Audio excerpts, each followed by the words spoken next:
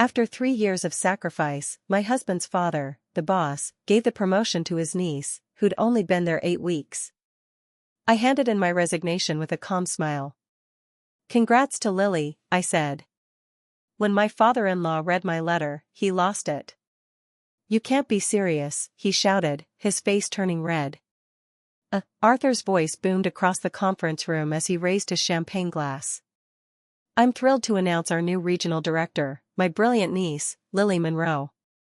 The applause erupted around me, but I couldn't move. My hands stayed frozen in my lap while everyone else clapped enthusiastically.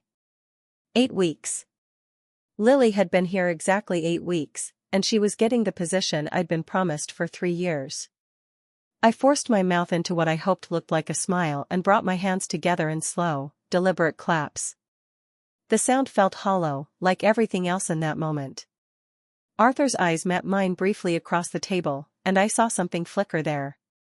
Guilt, maybe, or defiance. Either way, he looked away quickly. "Amy has been such a wonderful mentor to Lily already," he continued, his voice carrying that patronizing tone I'd grown to despise. "I know she'll continue to support our new director in any way she can." Support. The word tasted bitter in my mouth. 3 years of 60-hour weeks. 3 years of missing family dinners to close deals. 3 years of building this department from 12 employees to 47. And now I was supposed to support someone else stepping into my role. Lily stood up, her blonde hair perfectly styled, her designer suit crisp and expensive. She couldn't have been more than 28, fresh out of business school with her MBA and daddy's connections. "Thank you so much, Uncle Arthur. I'm really excited to learn from Amy's expertise as we transition into this new phase." Learn from my expertise. Transition. The corporate speak made my stomach churn. This wasn't a transition. This was a takeover. After the meeting dispersed, I walked back to my office on unsteady legs. My nameplate still read Amy Hayes, Senior Operations Manager, but it felt like a lie now. I'd been passed over, and everyone in that room knew it. Some looked sympathetic, others avoided eye contact entirely. Margaret from accounting patted my shoulder as she walked by, whispering, "I'm so sorry, honey." I closed my office door and sat behind my desk, staring at the wall where I'd hung my Employee of the Year certificates.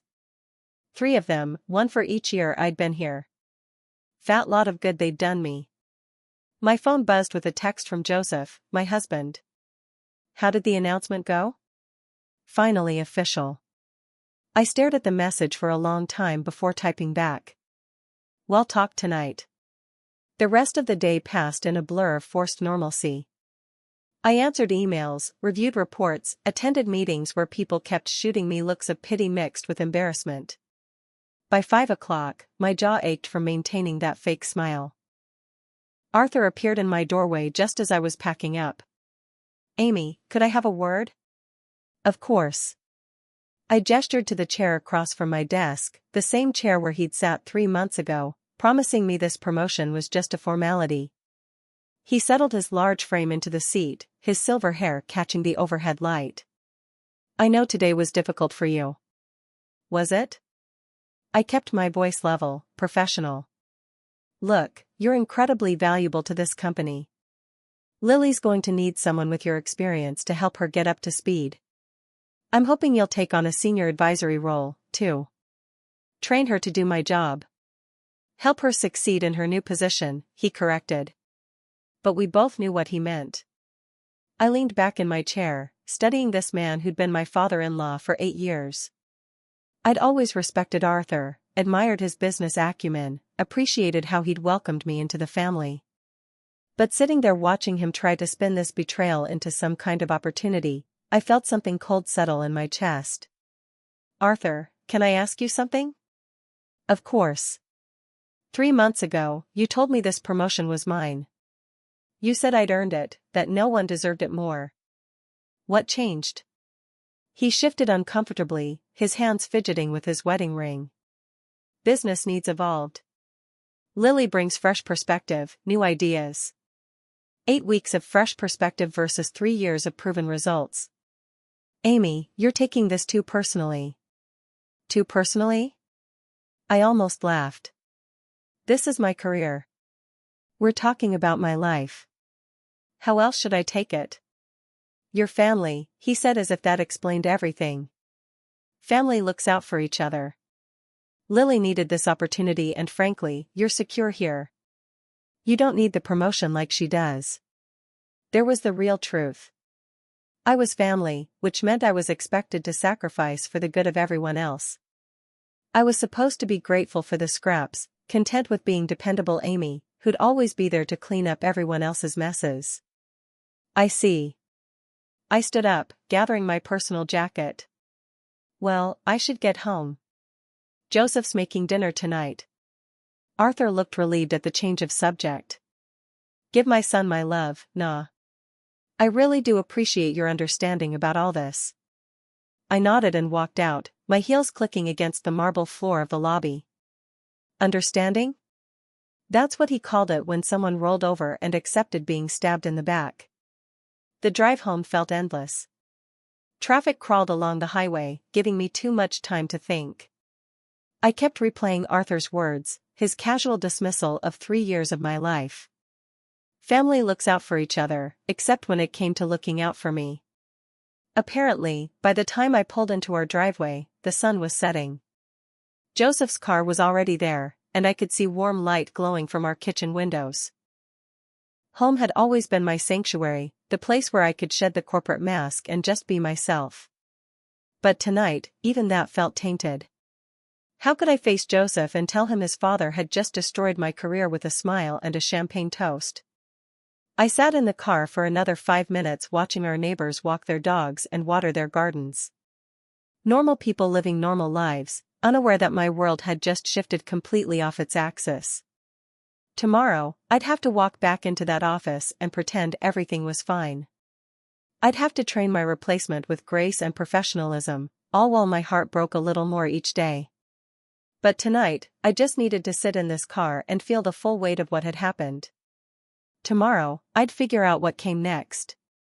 Joseph had already set the table when I finally walked through the front door. The smell of his famous lasagna filled the kitchen, but for the first time in years, I had no appetite. He took one look at my face and immediately pulled out a chair. Sit down. Tell me everything. So, I did. I told him about the champagne toast, about Arthur's casual dismissal of my 3 years, about being expected to train my own replacement. Joseph's jaw tightened with each detail, his knuckles white as he gripped his wine glass. Dad actually said, you were secure here, so you didn't need the promotion. His voice carried a dangerous edge I rarely heard. Word for word. Joseph pushed back from the table, running his hands through his dark hair. I'm calling him right now. No. I reached across and grabbed his wrist. This isn't your fight, honey. It's mine. But the damage was done. The conversation I dreaded having was over. And now Joseph was furious at his own father. Another casualty of Arthur's decision. The next morning, I walked into the office with a fake smile plastered on my face, ready to begin what Arthur called my mentoring role. Lily bounced into my office at exactly 9 o'clock, armed with a color-coded planner and an enthusiasm that made my teeth ache. Amy, I'm so excited to learn from you. Uncle Arthur says, you know this department better than anyone. I gestured to the chair across from my desk. Let's start with the Morrison account. They're our biggest client, and they've been with us since before you were born.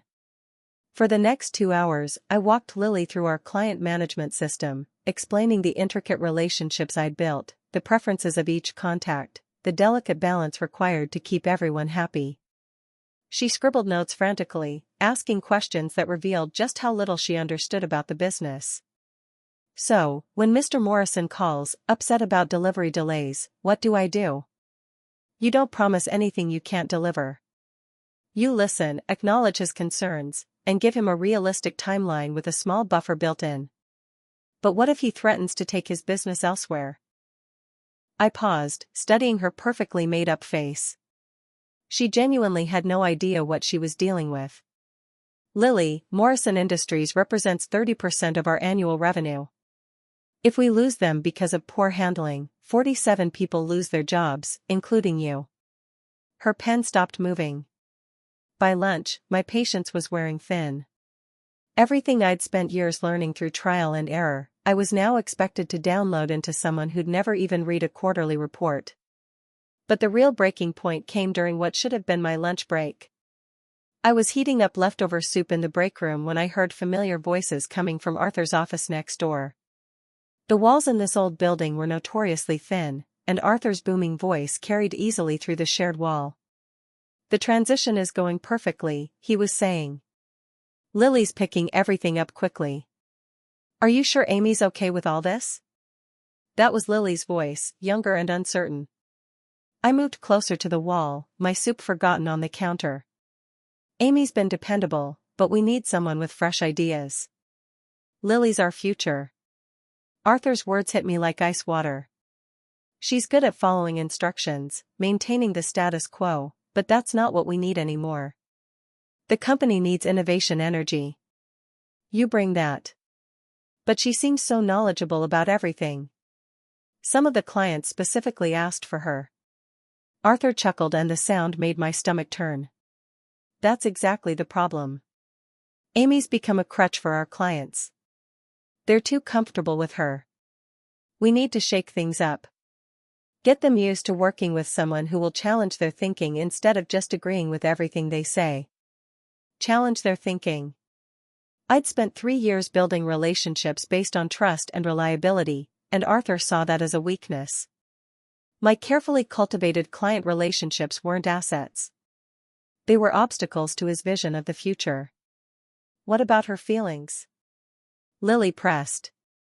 "She worked really hard for this promotion. Amy's family. She'll understand that sometimes we have to make decisions that serve the greater good. Besides, she's not going anywhere. Where else would she go at her age? She's 42. Lily companies want young talent, fresh perspectives. We're doing her a favor by keeping her on. At my age, 42 and apparently over the hill." I gripped the edge of the counter, my knuckles white, fighting the urge to march into that office and tell Arthur exactly what I thought of his greater good. "I just feel bad," Lily continued. "She's been so nice about training me, and I can tell she's hurt." "That's because you have a good heart. But business isn't about feelings. Amy will adapt. She always does. That's what makes her valuable. She's predictable, reliable. She'll do whatever we ask because she doesn't have any other choice." Predictable, reliable, no other choice. I grabbed my soup and walked back to my office, my hands shaking with rage. Not the hot, explosive kind of anger, but the cold, calculating fury that settles in your bones and changes everything.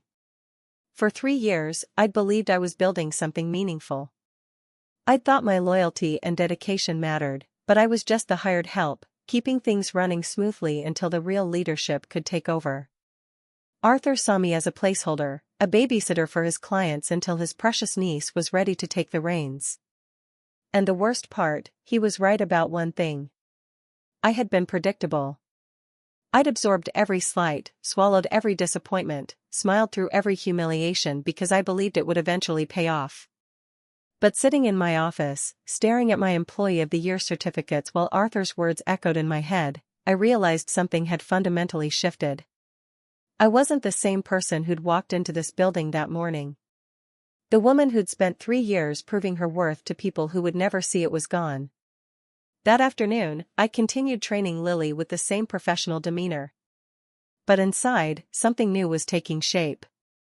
Every question she asked, every gap in her knowledge that I filled, every client relationship I explained in detail, I was documenting my own value. Not for Arthur's benefit, but for my own clarity. When 5 o'clock came, I packed up my things with deliberate calm. Tomorrow would bring new revelations, I was certain. But tonight, I had some serious thinking to do about what came next. That evening, I sat at my kitchen table with my laptop open and a cup of tea growing cold beside me. Joseph was working late, which gave me the quiet I needed to do what I'd been thinking about for 2 weeks. My fingers hovered over the keyboard for a long moment before I began typing. Dear Arthur, please accept this letter as my formal notice of resignation from my position as Senior Operations Manager at Alden Ventures. My last day of employment will be Friday, March 15th, providing the standard 2 weeks notice. I want to thank you for the opportunities I've had here over the past 3 years. I've learned a great deal and am grateful for the experience. I wish the company continued success in the future. Sincerely, Amy Hayes.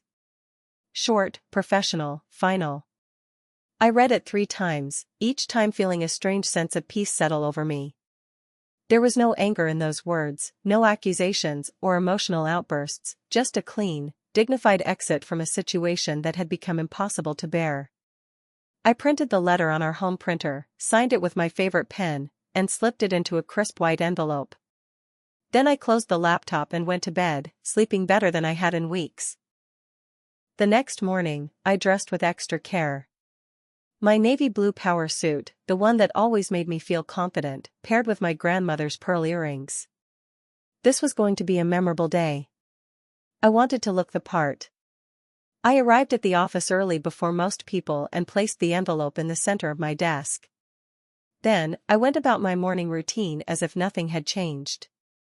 I answered emails, reviewed reports, and even helped Tom from accounting fix a spreadsheet formula. At exactly 10 o'clock, I picked up the envelope and walked to Arthur's office.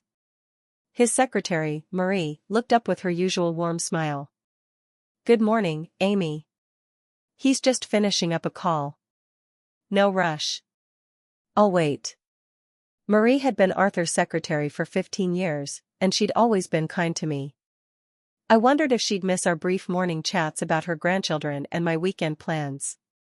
Probably not. Secretaries saw people come and go all the time. Arthur's door opened and he emerged looking harried, his phone still pressed to his ear. He waved me in while continuing his conversation about quarterly projections. I sat in the familiar chair across from his desk and waited. When he finally hung up, he looked at me with barely concealed impatience. What can I do for you, Amy? I've got back-to-back meetings until 3. I placed the envelope on his desk without a word. He stared at it for a moment, then looked at me with confusion. What's this? Open it. Arthur tore open the envelope with his letter opener, unfolded the paper, and read. I watched his expression shift from mild curiosity to shock to something approaching panic. His face went through several color changes, pale, then flushed, then red. You can't be serious. The words exploded out of him as he shot to his feet, the chair rolling backward. This is a joke, right? Some kind of negotiating tactic. I remained seated, my hands folded calmly in my lap. I'm completely serious, Amy. We just promoted Lily 2 weeks ago. You can't abandon ship now. She needs your guidance, your expertise. The Morrison account alone. We'll be fine. Lily's very enthusiastic. I'm sure she'll figure it out. Arthur began pacing behind his desk, running his hands through his silver hair. This is about the promotion, isn't it? Look, I know you're disappointed, but we can discuss other opportunities. Maybe a different title, additional responsibilities. Arthur, stop. He froze mid-pace. I'd never used that tone with him before. Calm but absolute. This isn't about the promotion anymore. This is about respect and the fact that I've realized I don't have any here. That's not true. You're valued, Amy. Your family.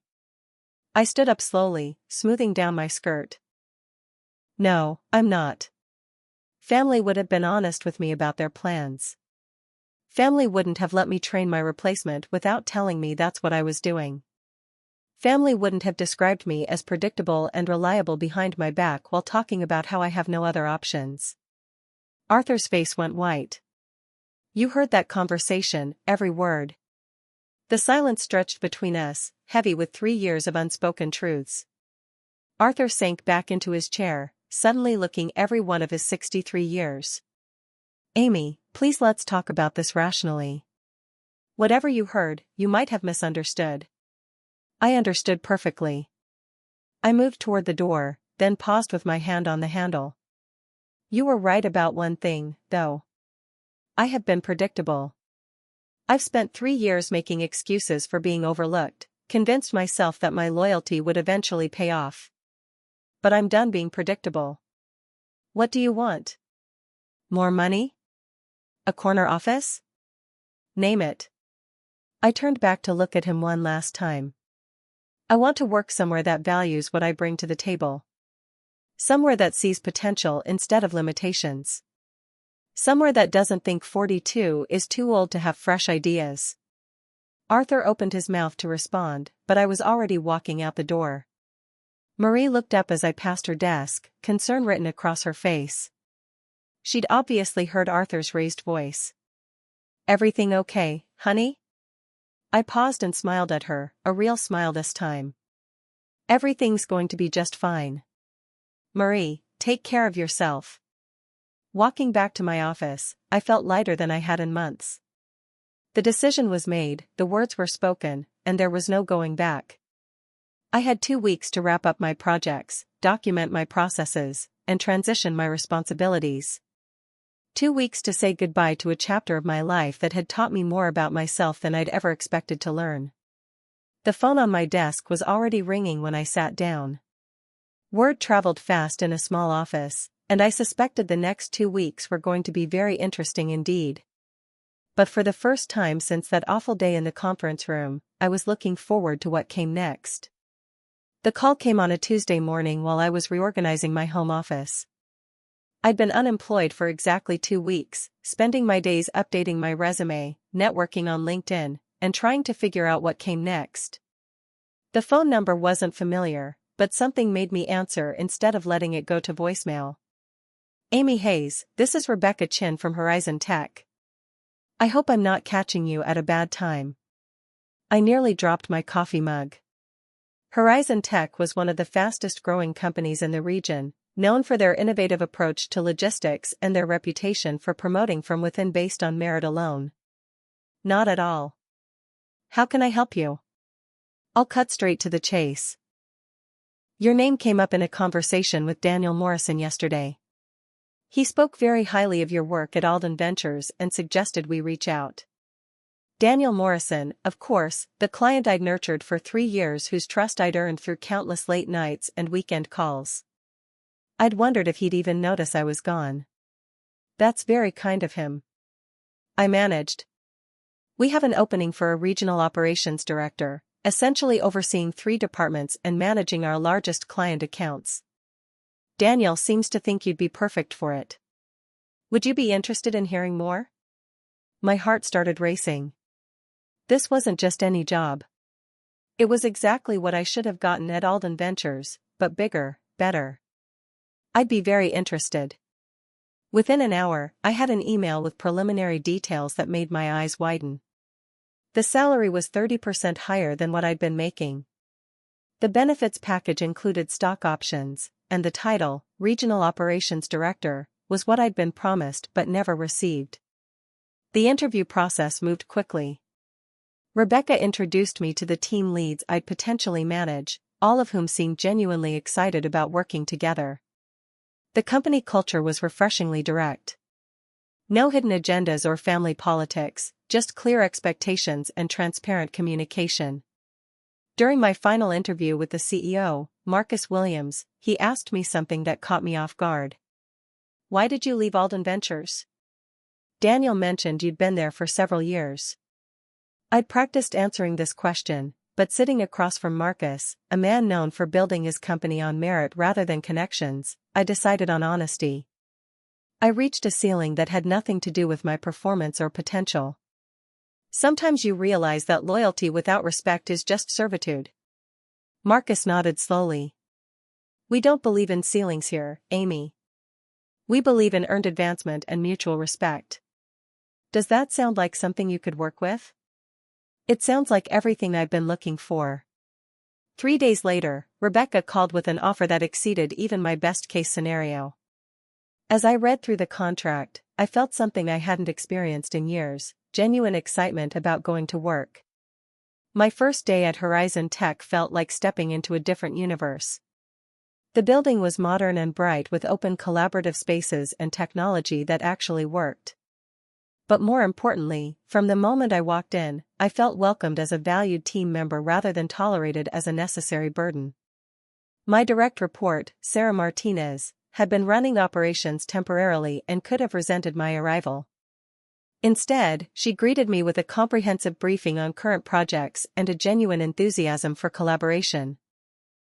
"I've been looking forward to this," she said as we reviewed the quarterly projections. "Rebecca told me about your experience with large-scale client management. We've been struggling with the Anderson Group account, and frankly, we could use your expertise." Expertise, not dependability or reliability. Expertise. The difference was profound. Within my first week, I was leading strategy meetings and making decisions that had immediate impact when I suggested restructuring our client communication protocols based on lessons learned at Alden Ventures. Marcus not only listened but asked me to present the proposal to the board. "You've been doing this for 3 years?" he asked after my presentation. "And your previous employer never promoted you to director level." Apparently, I was too predictable for leadership. Marcus laughed. Not at me, but at the absurdity of it. Their loss is our gain. Predictability in results is exactly what we want in leadership. The Anderson Group meeting was my first major test. They'd been threatening to leave Horizon Tech for months, frustrated with communication breakdowns and missed deadlines. I spent 2 days preparing, drawing on every client relationship skill I'd developed over the years. The meeting lasted 3 hours. By the end, not only had we retained their business, but they'd agreed to expand their contract by 40%. "How did you do that?" Sarah asked as we walked back to the office. "I listened to what they actually needed instead of what I thought they should want. Then I showed them exactly how we could deliver it." Word of the Andersons' success spread quickly through the company. Suddenly other department heads were asking for my input on their client relationships. Marcus started including me in executive strategy sessions. "You know," he said after one particularly productive meeting, "I'm starting to think we undervalued this position when we created it. Would you be interested in discussing expanded responsibilities?" Expanded responsibilities. At Alden Ventures, that phrase had always meant more work for the same recognition. Here, it felt like genuine opportunity. By the end of my first month, I was managing not just operations, but also heading up a new client retention initiative. My team had grown from 12 people to 18, and our department's performance metrics were the highest they'd been in 2 years. Every morning when I walked into Horizon Tech, I was reminded of what it felt like to work somewhere that valued contribution over connections. My ideas weren't just heard, they were implemented. My experience wasn't just acknowledged, it was leveraged for company growth. The contrast with my old job was striking. At Alden Ventures, I'd spent 3 years trying to prove my worth to people who had already decided I was dispensable. At Horizon Tech, my worth was assumed and the focus was on how to maximize my contribution to our collective success. For the first time in my professional life, I understood what it meant to work at a company that truly valued merit over politics. 3 months into my new position at Horizon Tech, the industry gossip started reaching me through unexpected channels. At a quarterly networking event, I bumped into Janet Mills from Pacific Financial, one of Alden Ventures' smaller clients. "Amy, I heard you moved to Horizon Tech, good for you." Her tone carried something more than casual congratulations. "Things have been interesting since you left." I kept my expression neutral. "Oh, well, let's just say our new contact at Alden Ventures isn't quite as responsive as you were. 3 weeks to return a call. That never happened when you were handling our account." Before I could respond, she was pulled away by another colleague, but her words stuck with me. 3 weeks to return a call. I'd always prided myself on same-day responses. The next piece of information came from an even more unexpected source. Daniel Morrison called me directly at Horizon Tech 2 weeks later. "Amy, I hope you don't mind me reaching out. I have a professional question, but I also wanted to give you a heads up about something. Of course, Daniel, what's going on? We're probably going to be ending our relationship with Alden Ventures at the end of this quarter. My stomach dropped. Morrison Industries was Alden Ventures' largest client. Losing them would be devastating. I'm sorry to hear that. May I ask what happened? Daniel sighed heavily.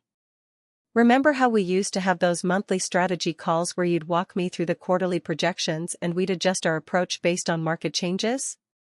Of course. While your replacement, Billy, I think she missed our last 2 scheduled calls entirely. When she finally called back, she couldn't answer basic questions about our account status. She kept saying she'd get back to me with information, but those follow-ups never came. I closed my eyes, imagining Arthur's reaction when he learned about Morrison's decision. The final straw was last week. We had a delivery crisis. Remember how you used to handle those? Drop everything, coordinate with logistics, keep us updated every hour until it was resolved. I remember Lily told us to file a complaint through the proper channels and she'd look into it when she had time. Amy, we're talking about a $2 million shipment that was sitting in the wrong warehouse. She treated it like a paperwork issue. I felt a mix of emotions I couldn't quite untangle. Satisfaction that my value was being proven, but also genuine sadness for the company I'd once cared about so deeply. I'm sorry it came to that, Daniel. I know Arthur valued your partnership. That's the thing, I don't think he did. When I called to speak with him directly about our concerns, he basically told me that Lily represented the new direction of the company, and if we couldn't adapt to their new approach, maybe we weren't the right fit anymore. My jaw dropped. Arthur had essentially invited his biggest client to leave rather than acknowledge that promoting Lily had been a mistake. Anyway, Daniel continued, I wanted you to know that our decision has nothing to do with any animosity toward Alden Ventures as a whole. It's purely about service quality. Amy, the recommendation I gave Horizon Tech about hiring you, best business advice I've given in years. After we hung up, I sat in my office processing what I'd learned. Losing Morrison Industries would force Alden Ventures to lay off at least 15 people. These weren't abstract business consequences. These were real people I'd worked alongside for 3 years. My assistant knocked on my door. Amy, Rebecca Chin would like to see you when you have a moment. I found Rebecca in her office with a stack of industry reports spread across her desk. Sit down, Amy. I've been hearing some interesting things about your former employer. My heart sank. Had word gotten back to Horizon Tech about Alden Ventures' problems? Was this somehow going to reflect poorly on me? The Morrison account was a nice win for us, she continued, but apparently they're not the only Alden Ventures client looking for alternatives. We've had 3 companies reach out this week asking about our services. All of them specifically mentioned your name. Relief flooded through me. Really seems like you left quite an impression during your time there. The question is, how do you want to handle this? These could be significant opportunities for Horizon Tech, but I want to make sure we're approaching this ethically. I appreciated Rebecca's consideration. I think as long as we're responding to genuine inquiries rather than actively poaching clients, we're on solid ground. These companies have legitimate service concerns that we can address. My thoughts exactly. Would you be comfortable leading the presentations for these potential new accounts? Absolutely. Over the next month, Horizon Tech signed 4 new clients, all former Alden Ventures accounts. Each presentation followed the same pattern: companies frustrated with declining service quality, missed deadlines, and poor communication. I found myself defending the Alden Ventures team even as I pitched our services. They're going through a transition period, I'd explained diplomatically. But at Horizon Tech, we can offer you the consistency and reliability you're looking for. The most difficult moment came when Margaret from accounting, my old colleague at Alden Ventures, called me at home one evening. Amy, I hope you don't mind me calling. I got your number from Joseph. Of course not, Margaret. How are you? Honestly, there are rumors about layoffs. The Morrison account is gone, and apparently 3 other major clients have left, too. Her voice was shaky. People are saying it's because you left, that you took all the client relationships with you. Margaret, that's not. I'm not blaming you, she interrupted. I understand why you left. We all saw how they treated you. But Amy, some of us here have been with the company for years. We have mortgages, kids in college. If Alden Ventures goes under, the weight of unintended consequences settled on my shoulders. I'd wanted Arthur to realize my value, but I'd never wanted good people to suffer for his poor decisions. Are you looking for other opportunities? I asked gently. At my age, who's going to hire a 58-year-old accountant? I thought about Horizon Tech's expansion plans, about the new positions we'd be creating as we grew. Margaret, can I give Rebecca Chin your contact information? We're going to need experienced financial support as we take on these new accounts. The relief in her voice was audible. Amy, you do that. You're good at what you do. That should matter more than politics or age. After I hung up, I realized something had shifted in how I viewed the situation. This wasn't about Alden Ventures' decline anymore. It was about people finding places where their contributions were valued. Some of my former colleagues would land on their feet, possibly in better situations than before. But Arthur's lesson was becoming clear to everyone in the industry. When you prioritize connections over competence, you don't just lose good employees, you lose the foundation that keeps a business stable. 6 months after Margaret joined our team at Horizon Tech, I received an invitation that stopped me cold. It was embossed cardstock, formal and elegant. Arthur Alden requests the pleasure of your company at the Alden Ventures annual awards dinner. I stared at the invitation for a long moment, wondering what game Arthur was playing now. Joseph found me in the kitchen that evening, turning the card over in my hands. You're not seriously considering going, he said, reading over my shoulder. Actually, I think I am.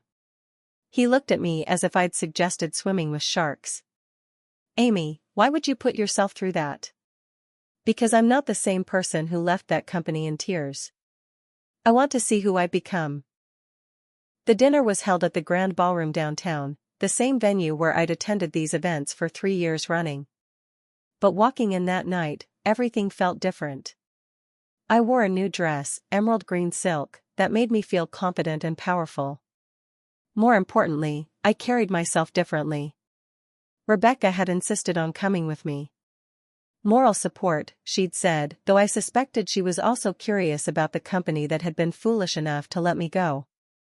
The cocktail hour was awkward, as I'd expected. Former colleagues approached with careful smiles and cautious conversation.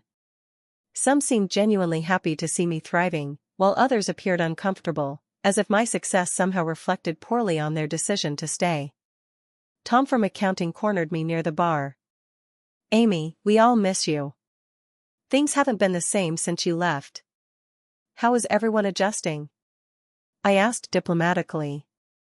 Well, Margaret, landing that position at Horizon Tech was great for her. And honestly, it's inspired some of us to start looking around, too. Sometimes you don't realize you're settling until you see someone else refuse to. Before I could respond, the lights dimmed, and Arthur took the stage. He looked older than I remembered, his silver hair thinner, his face more lined. The confident business leader I'd once respected seemed diminished somehow. Welcome everyone to what has been a challenging but educational year for Alden Ventures, he began. We've learned valuable lessons about adaptation, about the importance of strong leadership, and about recognizing talent wherever it may be found. His eyes found mine in the crowd, and for a moment, neither of us looked away. This year, we're honoring employees who've shown exceptional dedication during difficult times. People who stepped up when we needed them most. The awards ceremony preceded as usual recognition for sales achievements, customer service excellence, innovation and problem solving.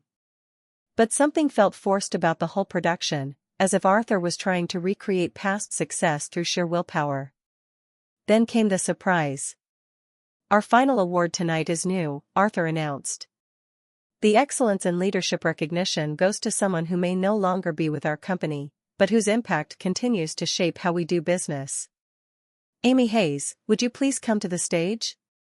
The room erupted in applause, but I remained frozen in my seat. Rebecca nudged me gently. Go on. This is your moment. Walking to that stage felt like the longest journey of my life.